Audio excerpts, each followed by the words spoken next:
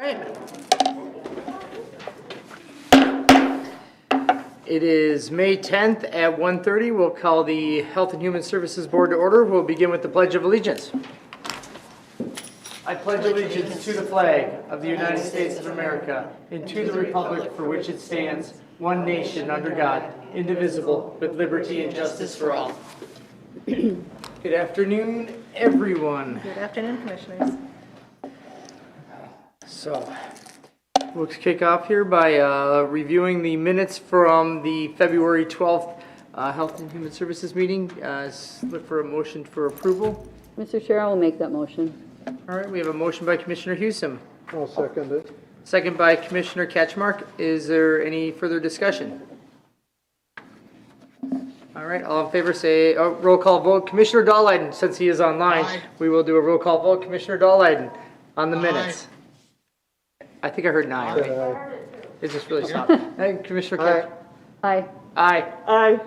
Aye. Minutes are approved unanimously. All right. I forgot to mention there that Commissioner Dahlheiden is joining us today, but he is virtual.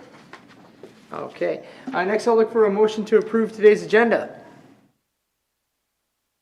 Mr. Chair, I'll approve the agenda. Motion by Commissioner Ketchmark for the agenda. I'll Second second by that. Commissioner Hewsome. Any discussion?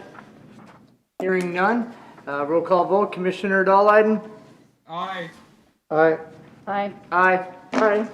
Agenda is approved unanimously. Now we are down to the consent agenda. Commissioner Delighten, are you in a little bottle? We can only hear you like you're speaking in a little Coke bottle. What?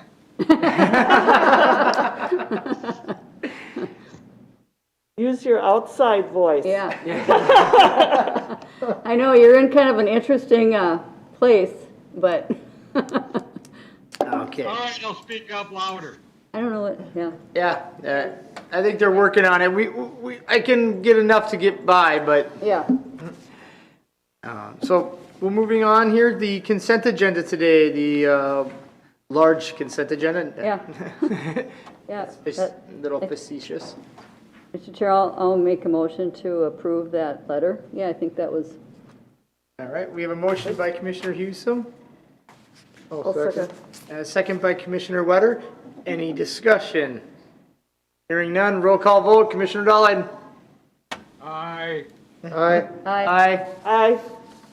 Motion, or the consent agenda is approved unanimously.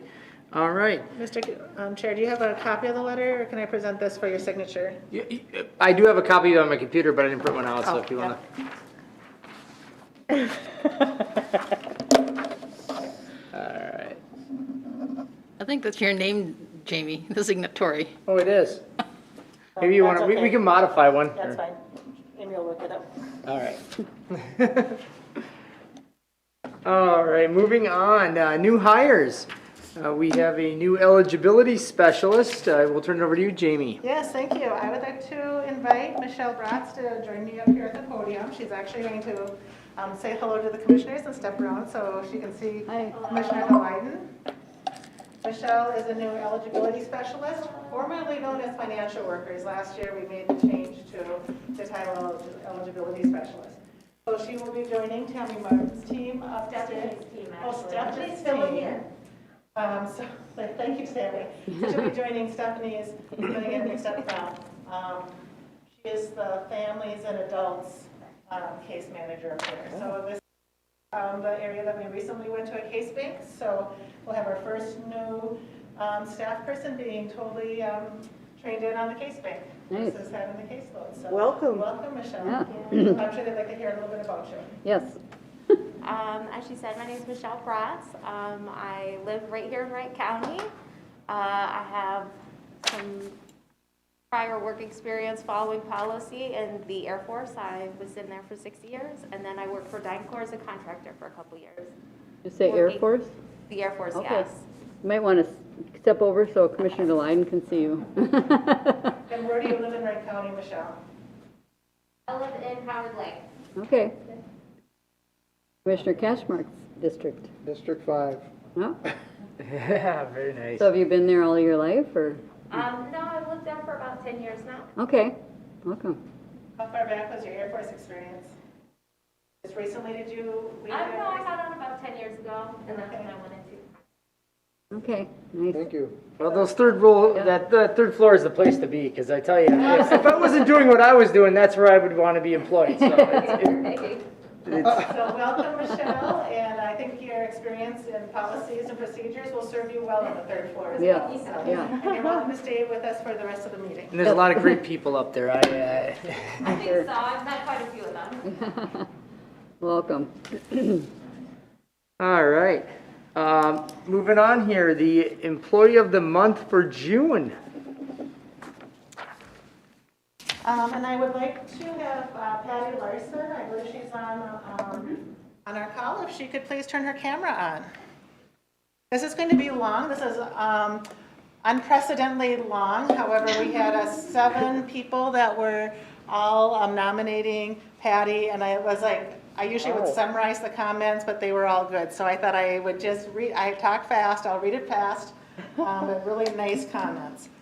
So our June Employee of the Month is Patty Larson. Patty started with the county in March 2016. Patty's an instrumental part of public health, serving as office tech too. Although Patty is on the community health team, she's invaluable to all of public health staff. Patty's nomination as EOM is special as not 1 but 7 coworkers nominated her. Instead of compiling this nomination into a brief summary, the full text is provided. Her nominator states, Patty is an asset to our public health team. During these unprecedented times when many of us PHNs continue to work from home most of the time, Patty is in the office being our hands and feet.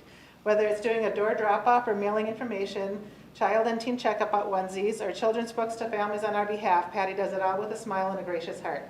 I always know that if I ask Patty to follow through on a task, it will get done in a timely manner. Patty is dependable, dedicated, well-organized, and efficient. I asked other PHNs for input, and wow, what a response I got. I second this nomination. Patty is the glue keeping public health together. Whenever I send an email or place a phone call with a request, and I have many when I have been mobile, Patty always replies with a sure can. She is efficient and so very kind. She has the best dose of humor that cheers up any dreary day. Her cube is, you'll see this theme of cube decorations coming up more than once. Her cube is an extension of this cheerfulness. It's always decorated and lively. I try to tell her how much she is appreciated often, but feel that this would be some icing on the cake for her to receive this acknowledgement. I third this nomination. Patty is always willing to help with anything that's asked of her. She recently took on the appointment scheduling for foot clinics and now comes to each foot clinic and checks people in and does a health screening. This is in addition to everything else she does, including picking up and delivering groceries for people who need essential services. Never a grumble, she smiles and gets it done. I appreciate her a great deal. I fourth this nomination. Patty's smile is continuous and contagious. She is truly a public health asset. During COVID-19, Patty has continued working in the office, helping us PHNs out at all costs.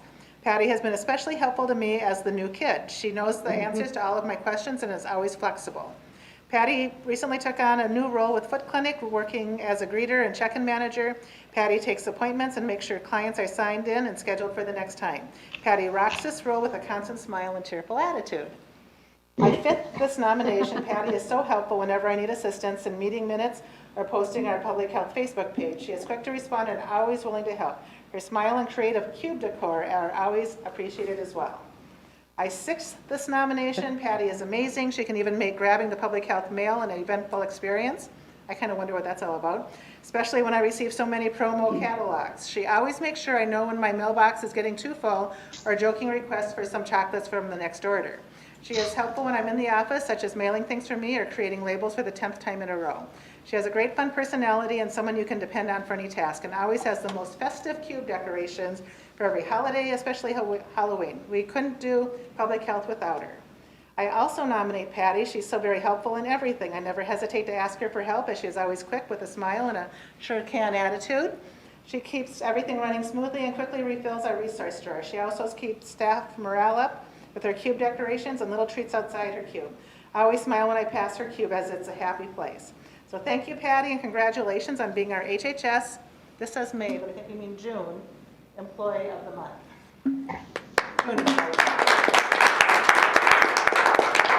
So Patty, I have your certificate here, and if you would like to say anything for the commissioners, this is your time. I just want to thank everybody that nominated me, and it's an honor. Thank you, Patty.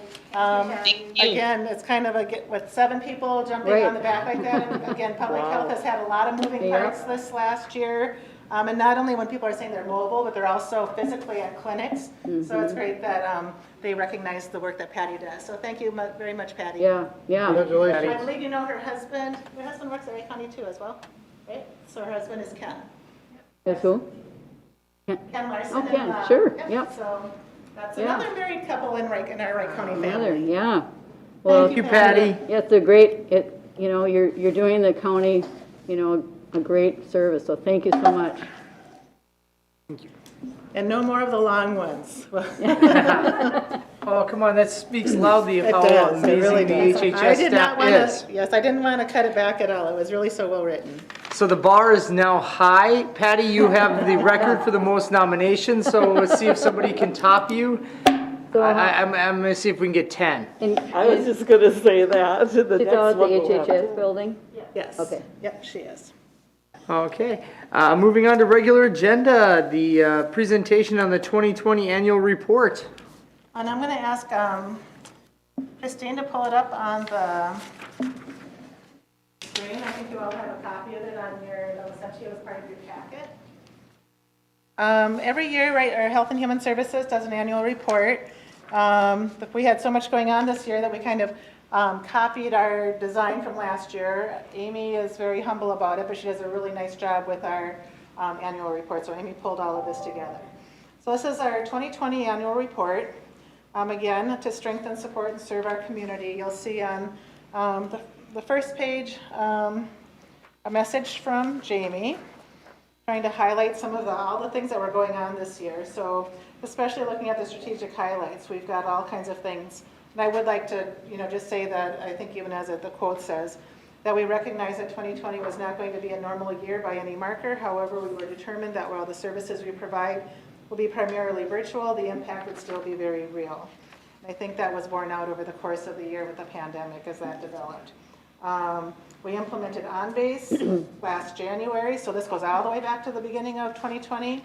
But thank goodness we did, given the pandemic that came after that. Because then our social workers were all prepared to take their laptops and head home with their entire caseloads intact. We added a new staff classification of social worker 2.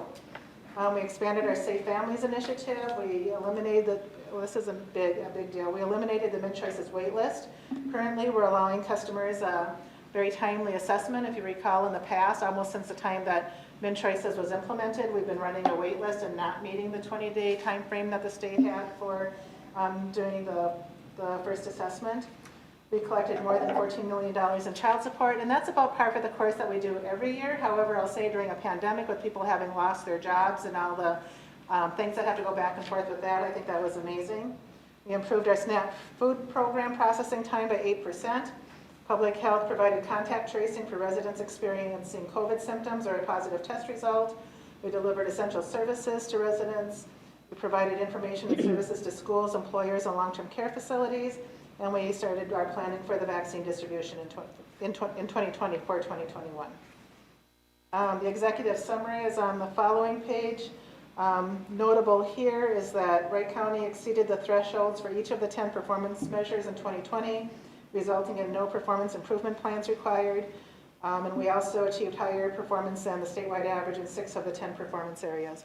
If you compare this with last year, some are up, some are down. I think it's almost a mixed bag. But one thing to keep in mind, these performance measures don't come like in like one at the beginning of the year for the whole year. They kind of come throughout the year. So we'll likely be getting one in June that would then replace this one. So these are kind of a mixture of 2019 and 2020 results because they go the way that the DHS kind of puts them out. But you'll see some really great results there. Yeah, actually all of them, and I'd like to really point out too the cash assistance and SNAP applications processed timely at 84%. The threshold is 75%, and historically we were at 45%. No, this is a different one. We were much lower, so that's coming along really well. The next page is just outlines again, just to keep it in front of you, our strategic imperatives, being program development, community service, efficiency and quality, and culture and development, and some of the outcomes related to those. The next page is the COVID-19 report. So this obviously is something that we normally wouldn't have in our annual report. Just kind of calls out some of, if you want to call them the highlights or lowlights, I'm not sure, but of the COVID pandemic response. And again, this is through 12/31/2020. So these are not the cumulative responses over, numbers from the entire pandemic. They're the numbers through December 31st. And of course, it wouldn't be an annual report without a financial report. I'm very happy and very proud to say that still, Wright County ranks 4th lowest per capita total cost in Minnesota, meaning that it costs the citizens of Wright County, one of the 5 lowest counties in providing our health and human services, and I think very quality services to our residents. And then the next one, it says 2018 total Wright County Health and Human Service costs. The little notation below that says from our DHS report released on 10/2020. So obviously it looks like 2018, but we don't get the results, we don't get the response until October of 2020. So this is the most recent numbers we have. The $225 million I think is really significant. It says costs, but what it really is showing is the dollars that go out to people in Wright County or to providers in Wright County, providing medical care, providing services for our disabled people, for people in long-term care facilities. This is really, when I know one of the counties, what do we call them? Not the thresholds. The county has the value streams as shepherding economic growth. When we're doing a good job, by the way, of the people in Wright County, this is, I think, a great way of shepherding economic growth and getting this $225 million out to our providers. Sometimes it's grocery stores if we're talking about SNAP food support or whatever it is. Dollars going out to the community to support people that are needing health and human services. And there you see the breakdown there of where those costs are coming from. Of course, heavily under medical assistance. The next page is our financial report continued. The $225 million is not inclusive of of public health. So you see that on page 7. You'll see the public health 2020 expenditures. And then on the side of that, it's are the revenues by funding source, and the expenditures reflect the fact that they have gone up. You'll see, especially at the very tail end there, is reflective of the class and comp study that the money started being paid out then first in 2020. Then we just have some organizational kinds of things. We have our governance structure. You'll see our 2020 HHS Board of Commissioners there, our HHS organization and our committees. This is not meant to be a paper handout. This is meant to be a digitized non-paper handout. So in that case, people can click on the chart and see the organizational structure. You'll see our leadership on page 9, and finally on the last page, our executive leadership. So it's a pleasure to provide the board with our HHS 2020 annual report. Any questions? Yeah, I don't have it in my, is it separate from the packet? So Should just be a link. a link? I'm gonna- Okay. On the agenda. If you Okay. click on the link on Okay. the agenda, it'll bring it up. Okay, Okay. got it. You know, I am glad that we made some great improvement on the SNAP and the turnaround there, because I sure. think that was kind of the debacle with the state. What was it 24 hours or one business day, or what that That was, yeah, definition was? yeah, it wasn't real clear. Yeah, and I think it's like, and it doesn't matter to us which one it is. We just need to know which one it is so we can follow it. I did want to mention, because of the COVID-19 and because of the information we had on there on the COVID response, and the fact that that we created Public Health created the COVID website or web page along with the dashboard. So I asked Joel Torkelson today for some numbers, and in 2020 we had 89,252 page views of the COVID web page, 18,000 so far in 2021. Let's see, in 2021, so this is not our last year report, we created a vaccine page that was utilized heavily for our vaccination efforts. Those numbers for this year is 27,487. And then for the dashboard that I think probably the board, goes back and looks at fairly frequently, in 2020, we had 64,640 page views. 34,000 from a desktop, laptop, and 30,000 from people's phones. So just looking at those numbers, that's really significant that people were looking at public health and health and human services as a place to get information in Wright County. That's all I have on that. Very nice, thank you. Thank Yeah, you. thank you. If you'd like to see any changes in the annual report in the future, let us know, and we can certainly look I at. think it's really nice. Yeah. Very good. We'll put this, I believe John Informative, too. Holler has a plan on putting this out on the county Okay, yeah. webpage, and then we'll share it with any partners. And if you're affiliated with any organizations that you would like us to send the link to, we can certainly do that if you just give me the name of the organization. Thank you. Thank you. All right, moving on to the next item, the vaccination update. Whenever Sarah's ready. Is there a way for me to connect to show information? Otherwise I can just, I'm not signed in.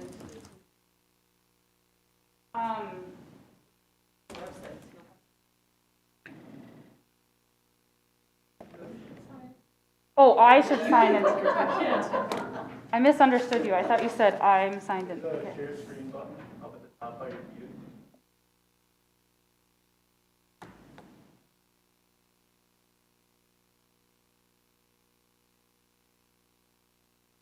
I think I'd figured this out by now. How many times have I done this? Well, Sarah's looking for that. I should ask because I'm thinking already of our 2021 annual report. Is there a plan for the board to have new pictures taken with the new board? We had those done Is the it on first the, day. is it John on the has them, website? Okay. Let We'll me, pull it from the website.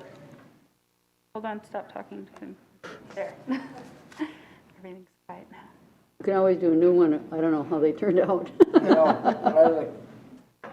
I didn't think it was my best picture ever, but Like, you know what, I seem like we're kind of spread funny or something, but. we can wait till July 1st, then all bets are off, right? Okay. We can go back to I licking will start handrails. with, before I share my screen, I will start with the situation update that you all received.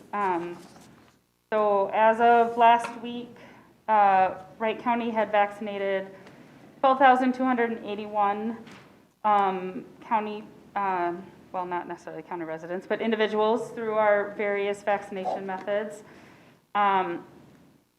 We know that over 88%, it's a little bit higher now than what it was on May 4th when this was reported, of our 65 plus population has received at least one dose.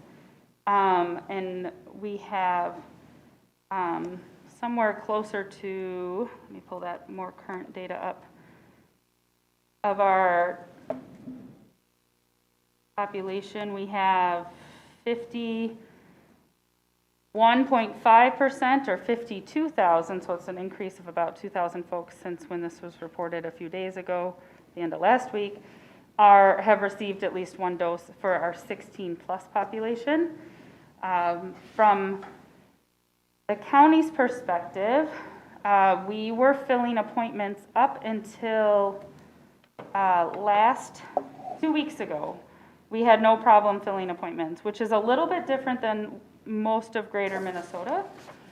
And I have some ideas about why that's the case. And I did a lot of this sharing just recently with the task force. Why do I not see? All right, so I'm going to share my screen now for you. I have a couple of different sites. So right now, there we go. You should be seeing the CDC website. This is their tracker for vaccinations in the United States. I think it's helpful to see the county is part of the state and the state is part of the nation. You can see as a population and a rate per 100,000 for our 18 plus. Minnesota is in this dark blue, as are all these other states. And our rates are, in the top, like this is by quintiles. So 107,225 per 100,000 of 18 population doses administered. Remember, you need many times 2 doses, so that's why that's more than 100%, or more than 1 dose per 100,000 people. When you look at the 65 plus population, again, it's by quintiles, so Looks like Vermont here is the leader of the pack for getting the majority of their 65-plus people done with 2 doses. Minnesota's back here. You can see Wisconsin, Iowa, South Dakota. So we're looking at 163,468. The data from the state of Minnesota is here, and it's updated daily, so I was giving you most recent information. We're doing rather well for our 65-plus population and very similar to the rest of the state. I'm really hoping that I can share these maps with you when they are public, but they are not yet, but we use them for planning.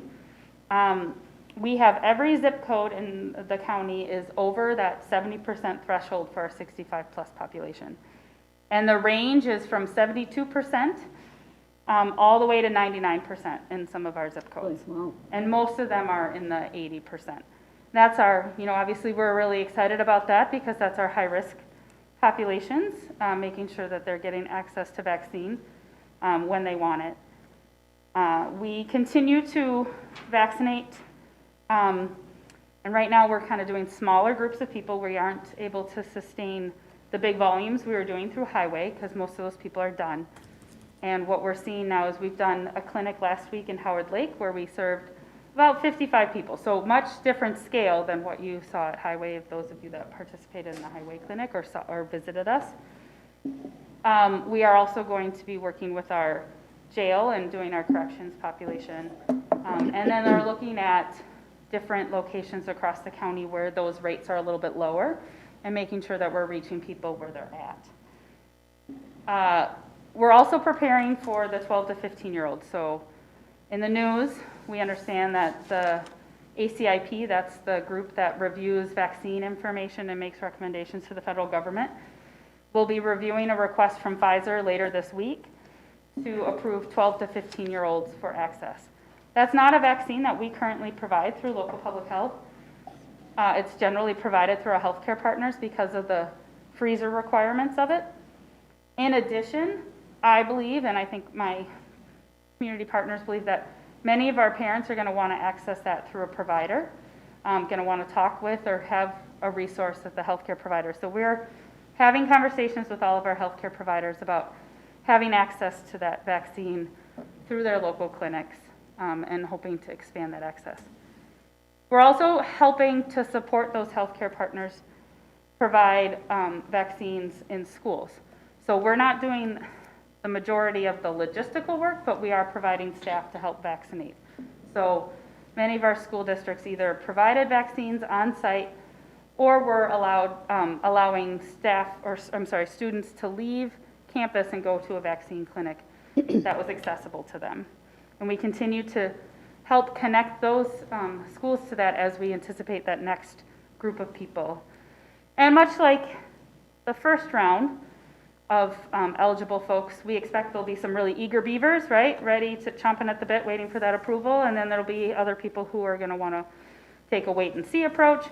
And then we have a group of people that don't want to be vaccinated. On that note, I think it's really interesting because this was really helpful information for us. This is a survey that the CDC did of vaccine hesitancy. And I saw this displayed in a New York Times article.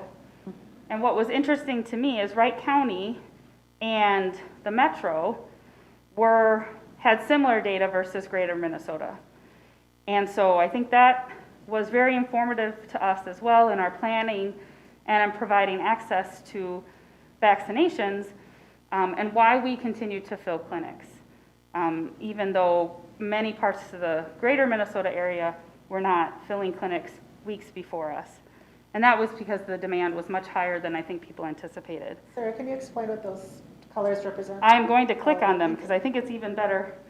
And hopefully is it big enough for you?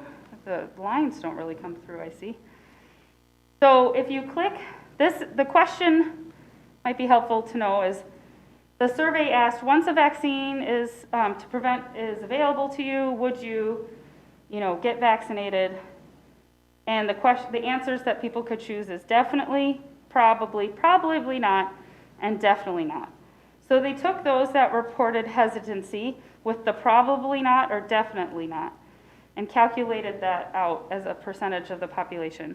We were at 11% said no or definitely not. So of a county of 140,000 people, that left a lot of people left for us to vaccinate.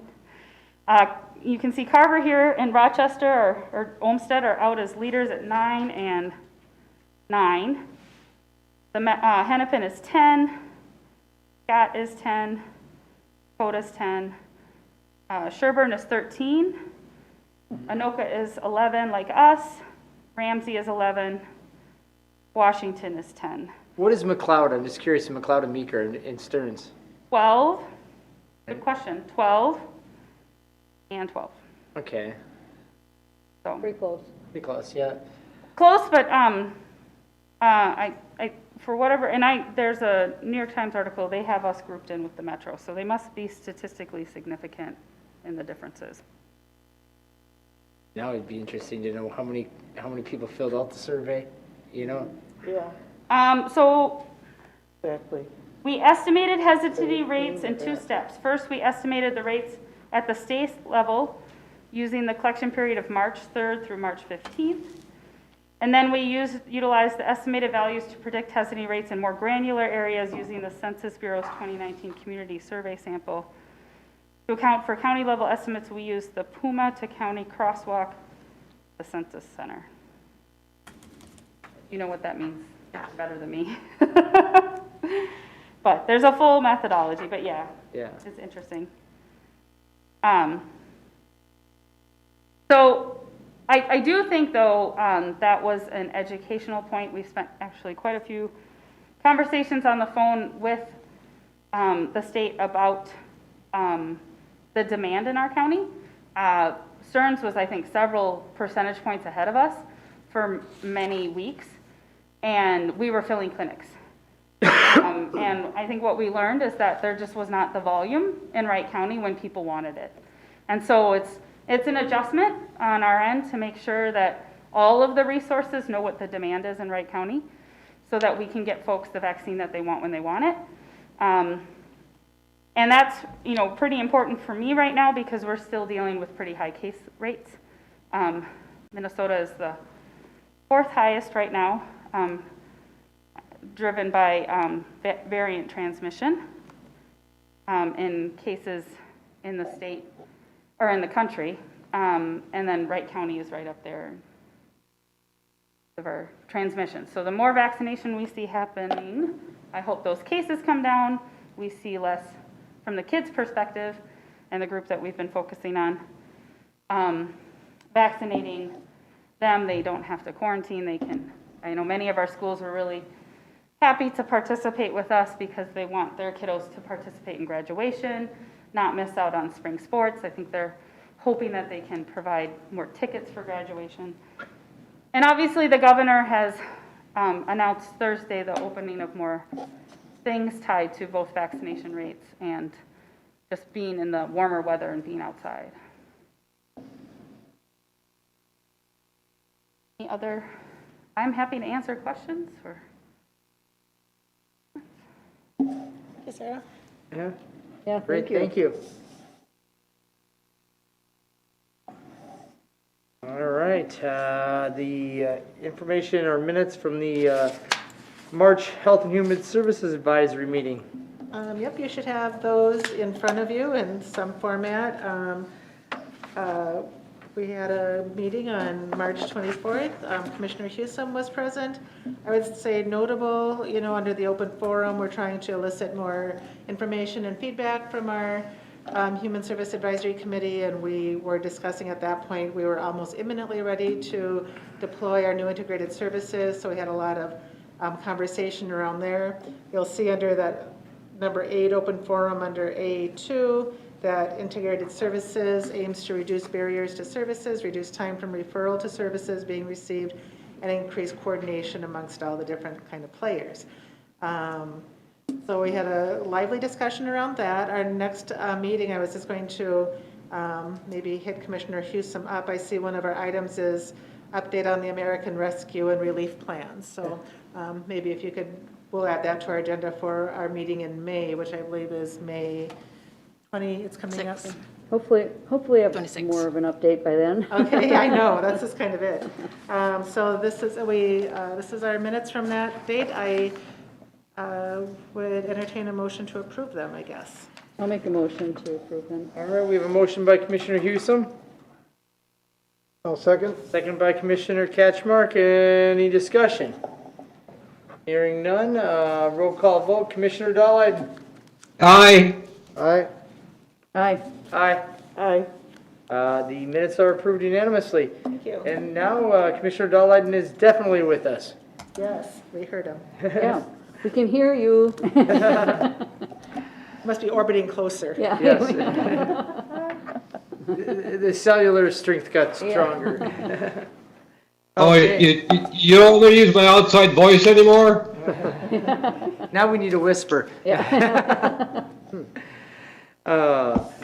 Moving on here to one of our last agenda items here is the first quarter financial report. Christine.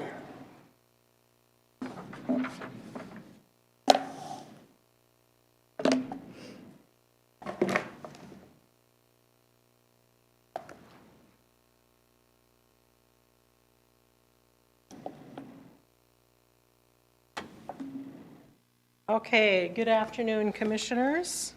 You have our first financial report for 2021. It is through March 31st. We are at 12% revenues, 3.6 million, and 21% expenditures at 6.6.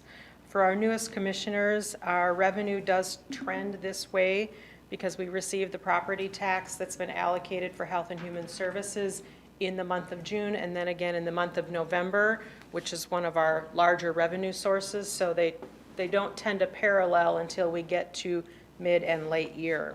Okay. The rest of our revenue sources are at or above where we were at last year with budget, with the exception of state revenue. And that is largely impacted by the state grants that are funding public health. Most of their resources have been reallocated to the vaccine projects. So projects like SHIP and the suicide prevention grant are essentially on hold. And so that revenue isn't coming in that particular category. I know you've approved an additional grant that we were awarded, and that will be reflected either in April or May. We don't have the funds yet, so it's not on the March statement. One thing to note, and I'll show where that's at later, is that we really have led a lot of the counties in regards for billing the admin fee for the vaccines. On this particular statement, we'd collected $43,000, and through April, we've collected $111,000. And that is, we're only billing insurance, and if the insurance does not pay, we're dropping it. We're not billing the actual individual. So it is still free for the individuals in all cases. And can I just say something, and I mentioned this to Administrator Kelly. I would agree with Christine that we're really at the forefront. A lot of counties were hesitant to charge a fee, because, thinking that it was going to kind of just be a quagmire. I think we, with the acuity system and with other things, we really forged ahead. And again, we're not charging individuals, but I believe that it is good that the insurance companies, especially, are paying for this because it's, part of what they're set up to do. So, for example, when we went to the Delano High School and opened up vaccinations for 5 schools, the county that had done this that we were most familiar with was Carver, and Carver was actually paying that administrative fee to Ridgeview Healthcare Center instead of trying to figure out how to get, to get the information to have the insurance companies pay for it. So we worked with Ridgeview. Sarah kind of led the charge with that, and demonstrated that if with our involvement we can actually get the administrative fee to pay for the $40 for the immunizations, and out of the 250 kids that came through that school vaccination, I believe less than 20 didn't have insurance information. So sure, mom and dad provided it. It was secure information, and we were able then to charge the insurance companies. And if we hadn't done that, Ridgeview would have expected the county to have paid that administrative cost to deliver the fee. Good job. Yeah, so I think it's just, we're doing our due diligence, trying to make this all work, and it's kind of at a moment's notice because these clinics come up really quickly. So I just want to, again, applaud Christine and Sarah for those efforts that we're not seeing in a lot of other counties. Again, other counties are very hesitant to charge that admin fee. Very good. Oh, that's great. Okay, a couple of other notes, and then I'll point out a few different lines. There's an inconsistent use of 6260 and 6485. 6260 is software and system support. 6485 is software under 25,000. So I know it's perfectly clear to you as to what the difference is, but it's an ongoing discussion with the auditor treasurer, because one of them is supposed to be professional services and one of them is supposed to be software that we own, but it's under the capitalization rate. And so money of our software as a service doesn't fall into either of those categories. So when you look through the individual lines, sometimes you'll see 6260 with a dollar amount and no budget, and then you'll get down a few more lines and you'll see 6485 with no activity, but that's where the budget is. So together those items are on track. It's just that they've been coded into different areas. And then the last big note is that we are working on changing the description of our chart of accounts to remove the acronyms.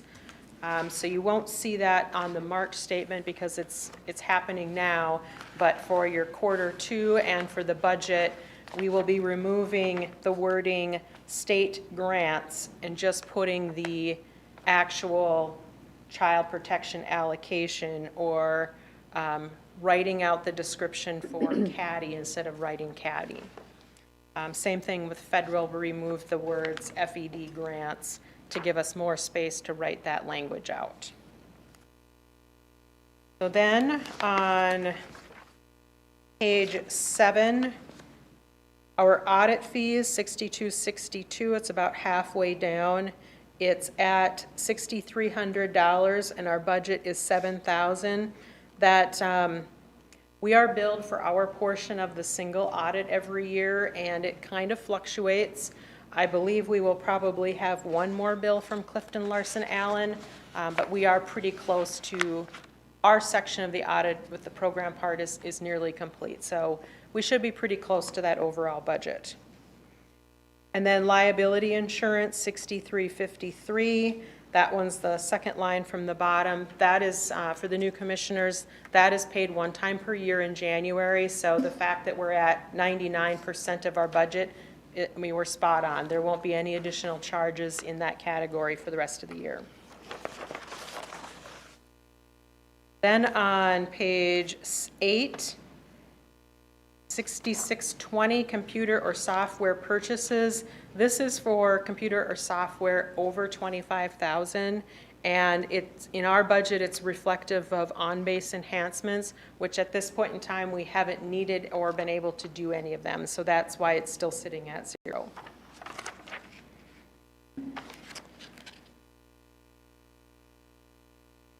And then on page 14, this is mainly for the new commissioners. In the middle is state grant vulnerable children and adults.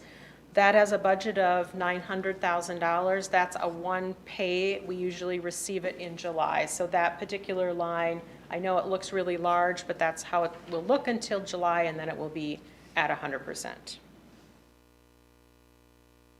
So that was the comments I have on this section, and then I'll switch to the graphs unless you have any other questions. Mr. Chair? Yes. Thanks for being available, and the 41-page report was great. I spent some time today going over it. You covered some of my questions already. I had a couple more. I did have the audit fees down, but you explained that. A couple, 3-4 times maybe, service and charges showed up at 449% of the budget already. There must be some explanation to that.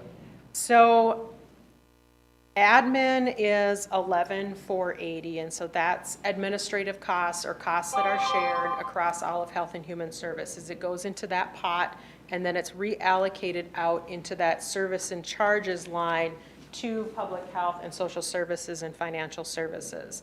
When we set it up last year, in a quick transition for the budget and for ERP, we combined, the big category is building rental. We had combined it with the 6,400 line, so that when it goes back into the other three, it would be in that category. But when we went to do our state reports, they actually have it combined with the 6,200. So we've made a correction on our side so that those expenditures are going into the, I'll just read the number so I have it correct for you. 6201, service and charges, admin, but our budget is sitting in the 6411 line. I talked with Lindsay. She was okay if we left it alone instead of doing a revision on the budget, because it's just moving it from this area to the other area. We will correct it for the 2022 budget.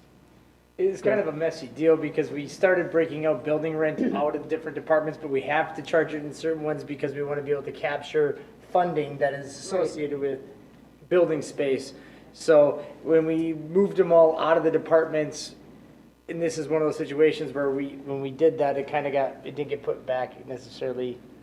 So some of our Well, no, reimbursements ours are is, then used for it's in the that? correct spot. It's just where we were putting it, instead of putting building rental every single month into financial services, public health, and social services, we put it into admin, and then at the end of the month, they get a services and charges line, and then they get the 6401, supplies and material admin line. So they just get a few lines now instead of getting hit every single time we pay for anything that's allocated to those three different areas. Building rental, though, is one where we had lumped it into one category, but it really needed to be lumped in the other category. Okay. Okay, so it all got put into one and didn't get allocated out in each area, so that's why the overage is in that one area, because it should have been broken down into A, B, and C. Yeah, if you put the budget and the expenditures of those two together, you'll see that they're right on track. And I can, either at budget or at the next presentation, I can explain, show exactly how that stuff, those different lines are flowing. It was a pretty major transition, and I know it's been a learning curve for the fiscal team also to figure all that out. Well, charging yourself rent, other than the fact that we get reimbursement dollars for it, kind of is perplexing, because if you look in, like, your budget automatically looks inflated because we charge rent that the revenue is captured in Department 100. So it's levy neutral, but departmental cost. And there's benefit to the county to do it this way, because then we can capture, for example, it's always our best area, but child support the feds pay 67% of our rent costs in child support, because they just pick up a huge piece of it. Some of our other areas are closer to 50%, some other areas are in the teens. But by doing it this way, we can then capture those revenues, but it's reflected differently. And I think probably Bob Hevola has talked about Commissioners Wetter and Markchuk that Health and Human Services is almost like taking the budget, dividing it out 4 ways into 4 separate, almost like 4 departments, and then we kind of funnel them back together through this new admin 20 section. Another question on the revenue, page 11, toward the bottom. Well, actually, it's the first or second entry under revenue, but recovery maxes, and we're at negative 22% in revenue.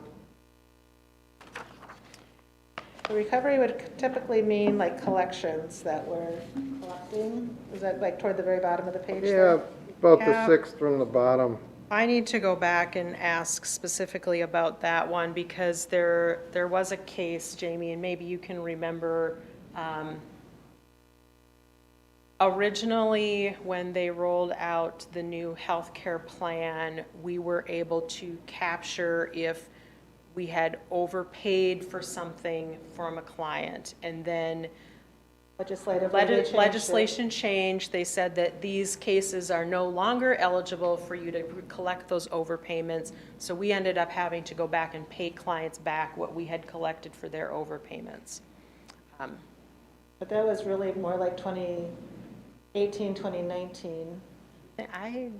But maybe it takes a long time to catch up with it. Because I'm kind of,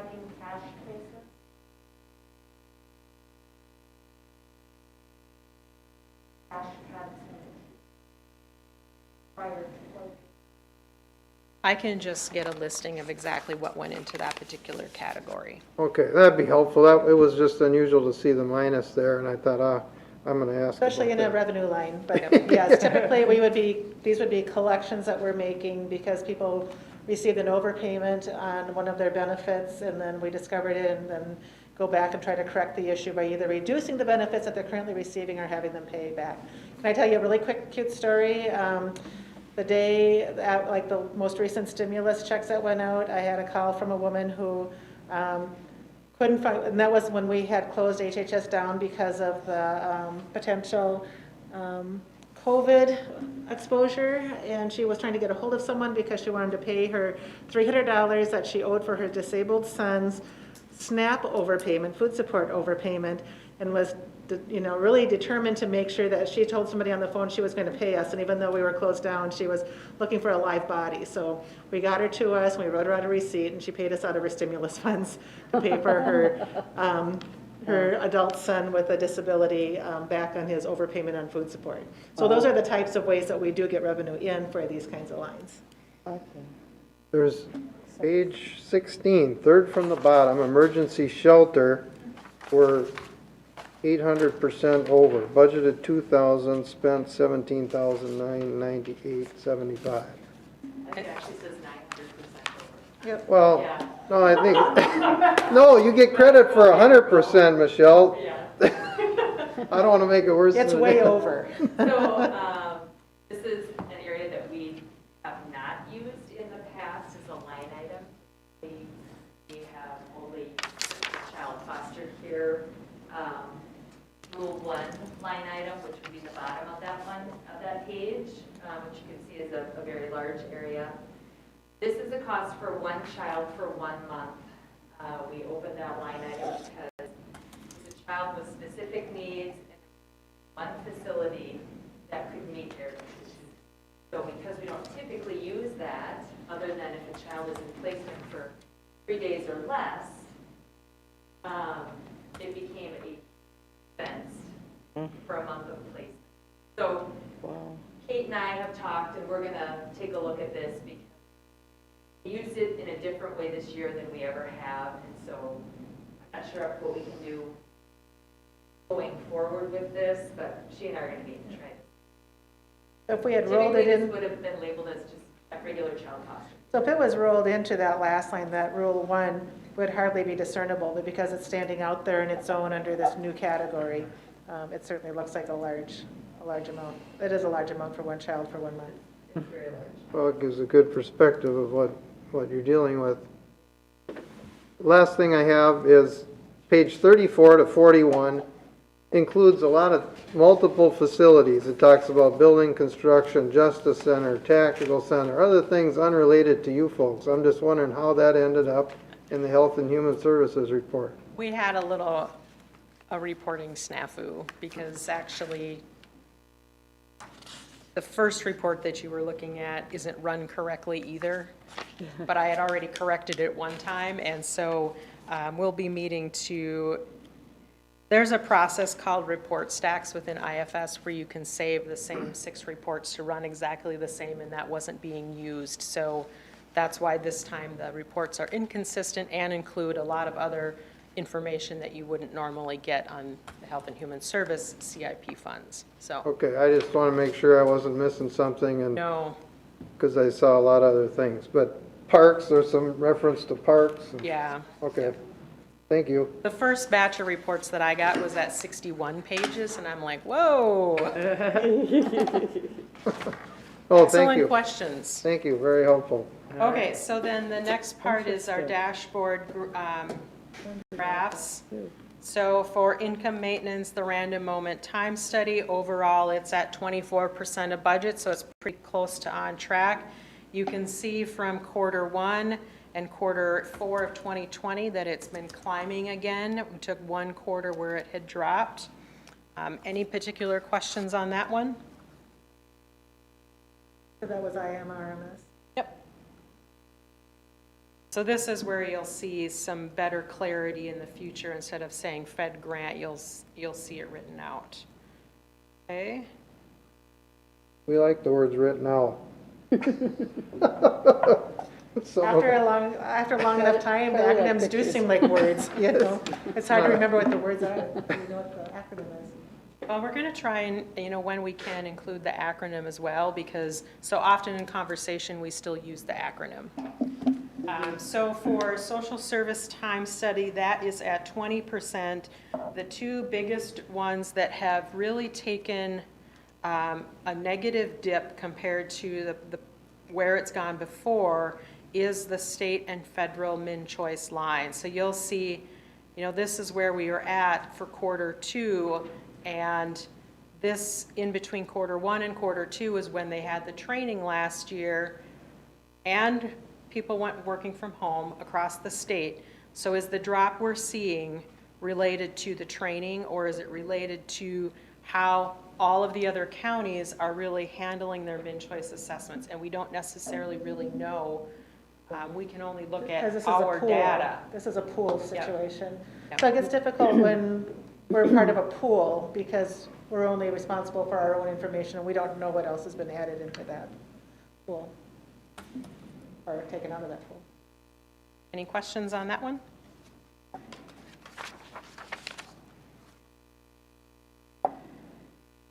This is at the leadership meeting last Thursday, and we were given the new budgeting time frame. Christine did work with, I believe, Heather and Lindsay to allow Health and Human Services to extend our time a little bit, because you can see with some of these amounts how they fluctuate so much, and if we're trying to get a handle on what we want to budget for like 18 months out from now for, through the end of next year, if we don't have at least the June, the half of a year of looking at it, we're just really handicapped in how we can budget going forward that far. So we're hopeful that we can get that information in, so we're basing our budget not on like an aberration that happened because we don't have enough forward-looking information. We'll do our best. So next up is targeted case management. It's taken a minor dip now for the last 2 quarters. Really, the placements have sort of been down compared to. Up a little bit. Yeah, and so if they're up the last 2 months, we're not necessarily seeing that with targeted case management revenue, which is billed monthly, but it's based on the time that was. Any questions on that one?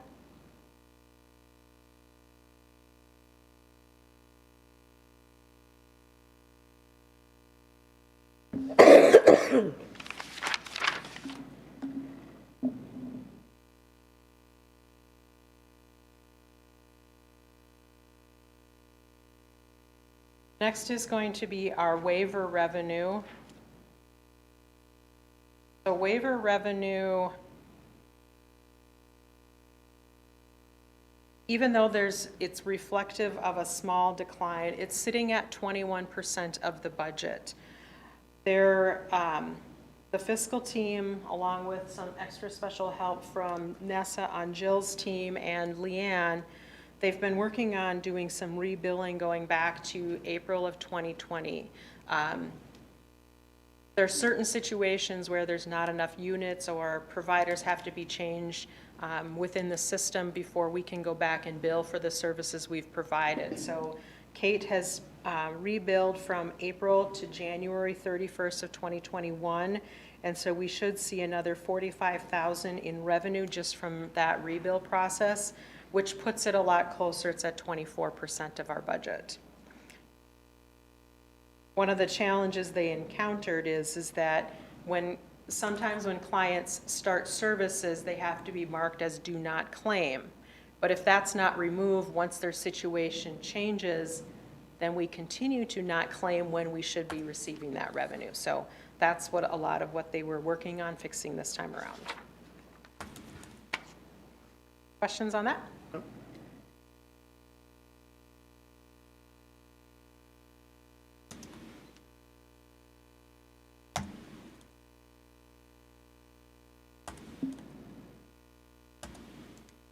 Although the second to the last one we have is overall public health revenue. Marcus was going to work on updating, oh, looks like he did. When I looked at it this morning, there was, all of our new grants were missing, so he's got that up to date. Public health revenue is sitting at about 17% of their budget, and again, a lot of it is related to those state grants where we're doing vaccines, we're not doing SHIP. Bringing in the vaccine revenue is helping, but not necessarily to the same extent. And then you'll see that large grant as we start to bill for that come in, which will definitely help to offset the expenses that we've put into The the large vaccine. grant being the The $726,000 from the state that we, it's not the ARRP money that we don't really have any guidance. We actually, you've signed the contract, we just need to bill as we have services, so. And that goes back to March, April 1st. April 1st. Okay, then the last one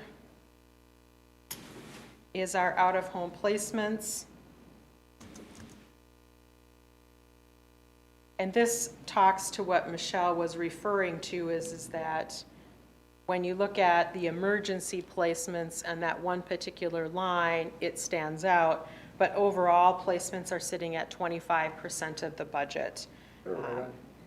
Couple of lines, the North Star Foster Care and the North Star Kinship and Adoption Assistance, that the state is behind on their reconciliation.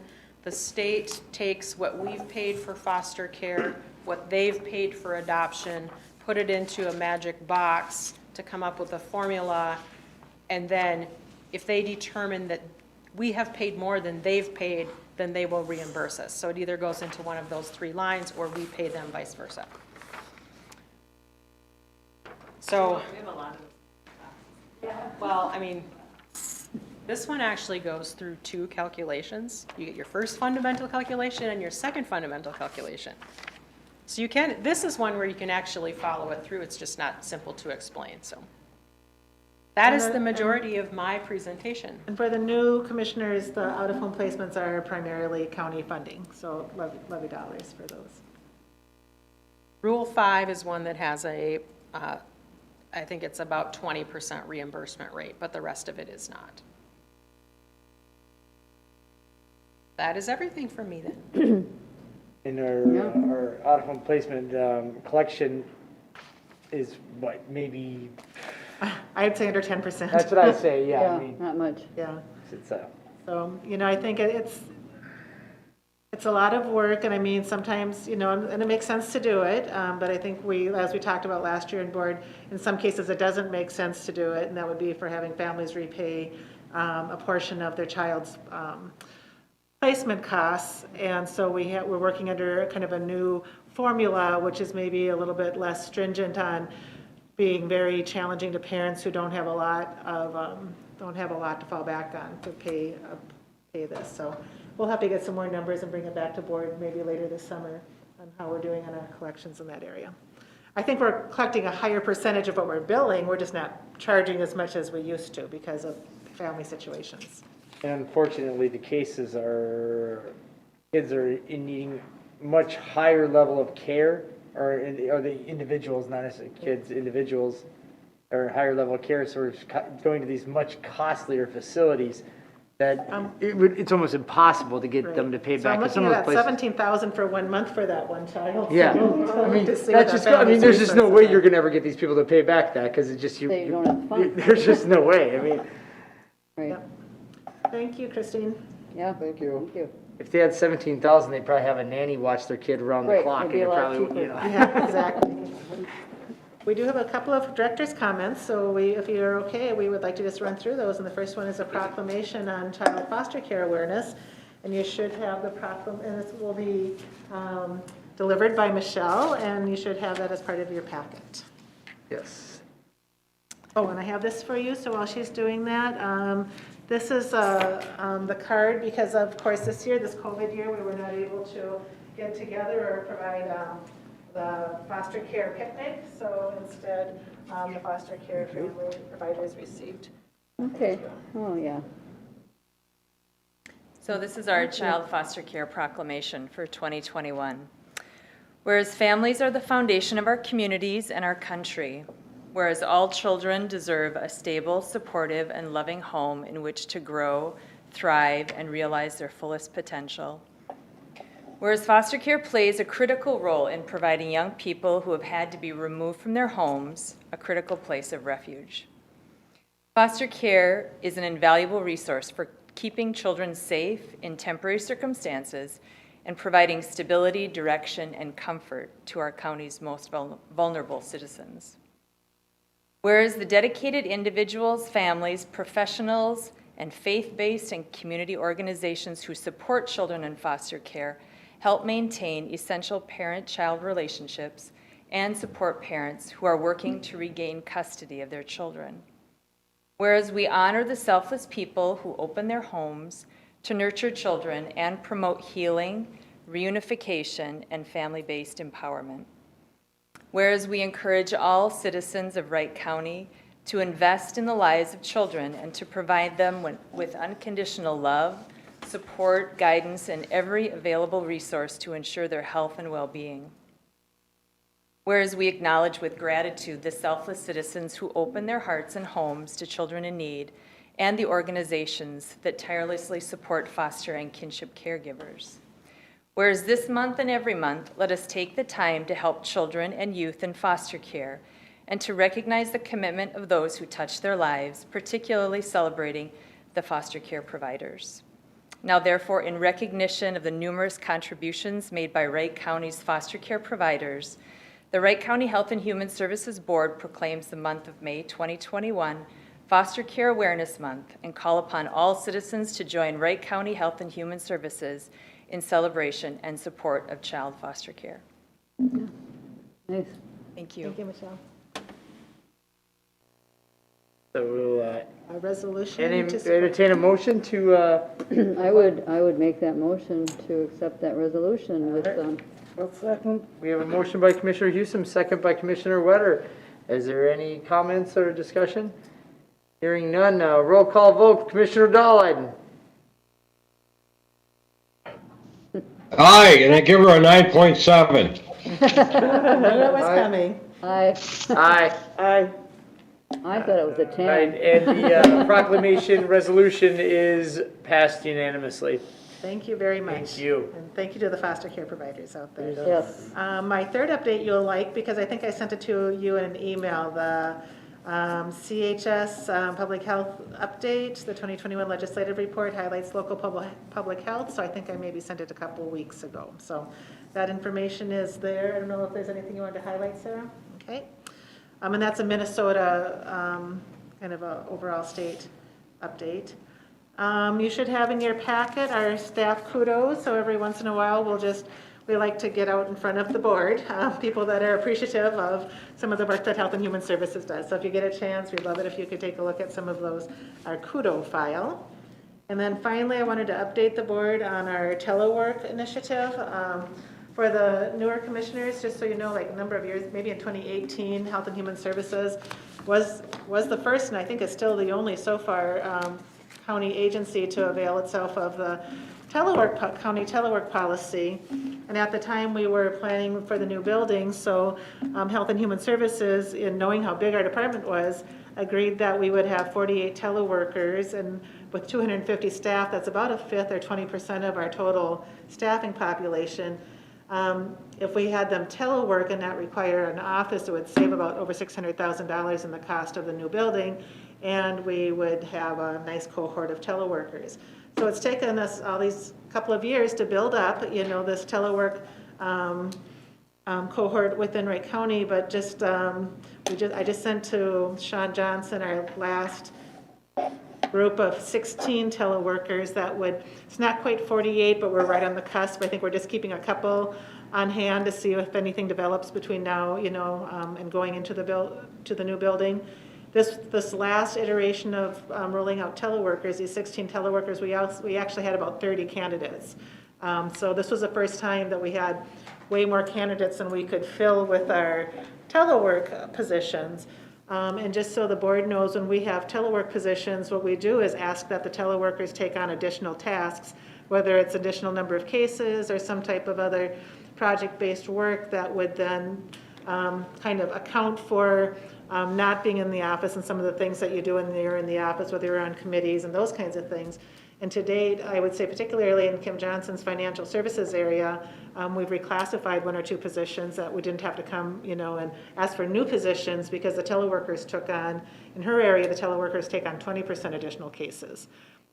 So we were able to really leverage the telework program in that area. So just so you know, we are almost at our max. I think we're right at about 46 teleworkers right now, and we're just keeping a couple in the loop. What we'll be doing is not having them come back on June 14th. We will have them remain on their remote work sites, and then we'll get them set up ergonomically and everything else as teleworkers at some point, either between now and then or after that. So, And do you let them know that these teleworkers do come in usually like 1 day a week?